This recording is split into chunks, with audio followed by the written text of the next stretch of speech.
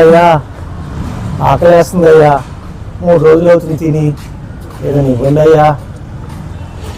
సరే, చూడ్డానికి నమ్మకస్తులాగానే ఉన్నావు. నిజంగా ఆకలేస్తుందా? ఆకలి వేస్తుంది అయ్యా.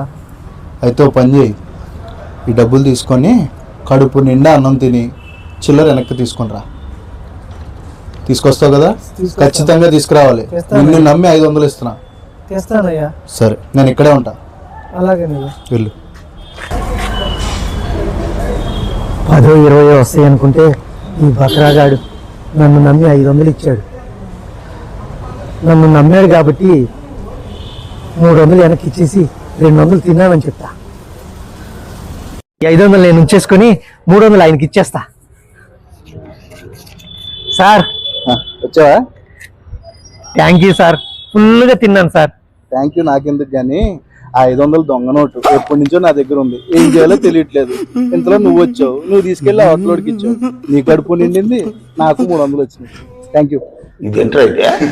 దొంగ నోట నిన్ను బకరాన్ చేద్దాం అనుకొని నేను బకరా అయ్యాను కదరా.